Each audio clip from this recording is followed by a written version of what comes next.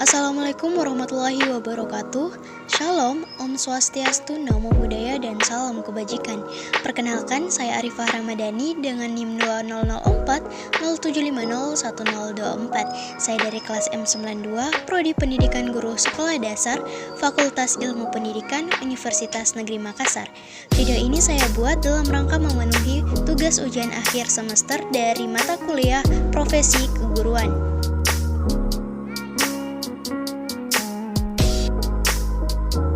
Judul yang saya angkat yaitu mengenai tantangan profesionalisme guru dalam pembelajaran di era COVID-19 dengan dosen pengampu Bapak Abdul Rahman MID, PhD.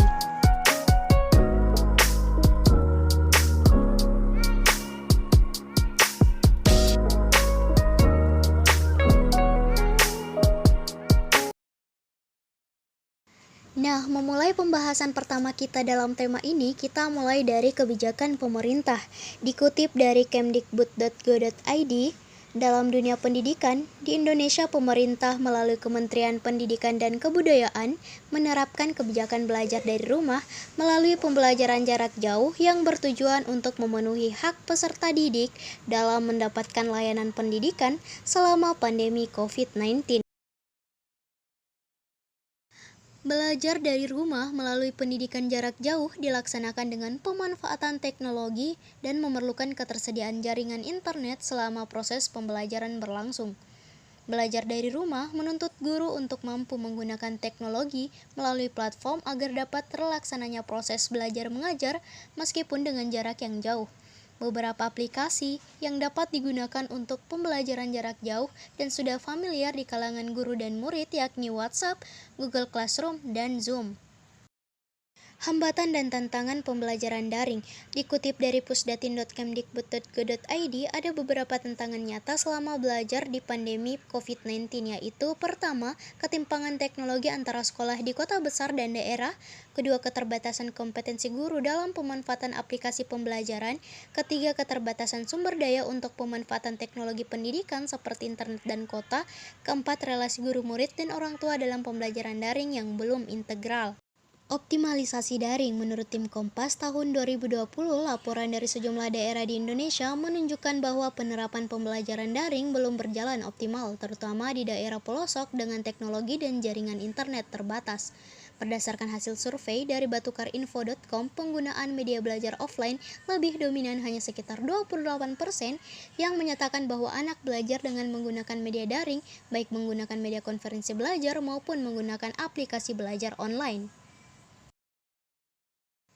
Berikut disajikan data persentase metode belajar online versus offline selama belajar dari rumah.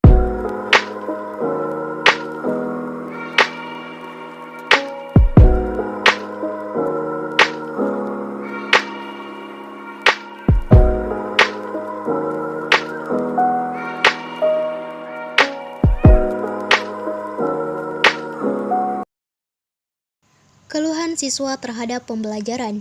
Namun, seiring waktu berjalan, pembelajaran ini ternyata mendatangkan keluhan dari kalangan siswa. Apa sebabnya? Rupanya tidak sedikit guru yang sekedar memberikan tugas. Tak pelak, siswa pun merasa belajar dari rumah itu tidak menyenangkan. Kondisi itu tidak dibantah oleh Wasekjen Federasi Serikat Guru Indonesia, VSGI, Satriwan Salim.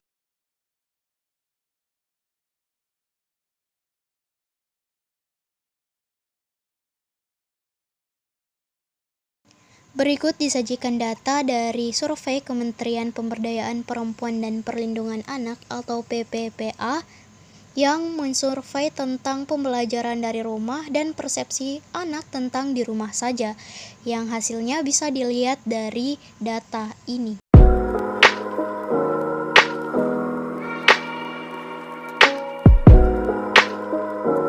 Hasil survei Kementerian Pemberdayaan Perempuan dan Perlindungan Anak pada hari Jumat 10 April lalu turut menguatkan keluhan siswa tidak senang belajar di rumah. Terungkap dari 717 anak yang di 29 provinsi yang disurvei, 58% mempunyai perasaan tak menyenangkan selama belajar di rumah, sedangkan 38% diantaranya menyatakan sekolah belum memiliki program yang baik dalam penerapan belajar di rumah. Dalam hal ini, guru harus bersikap profesional dalam mengajar, terkhususnya memberikan tugas kepada siswa. Guru yang profesional tentunya harus memenuhi kompetensi profesional seorang guru, yaitu 1. Menguasai materi struktur, konsep, dan pola pikir keilmuan yang mendukung mata pelajaran yang diampu. 2. Menguasai standar kompetensi dan kompetensi dasar mata pelajaran yang diampu. Yang ketiga, mengembangkan materi pembelajaran yang diampu secara kreatif.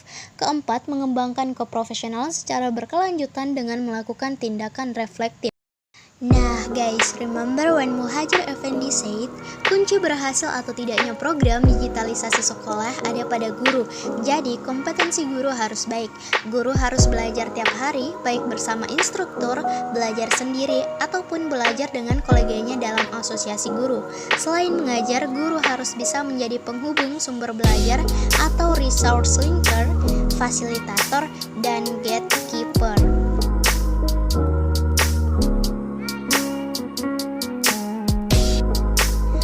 Oke, last but not least, sekian yang dapat saya sampaikan. Semoga apa yang telah saya sampaikan bisa menjadi manfaat bagi teman-teman sekalian.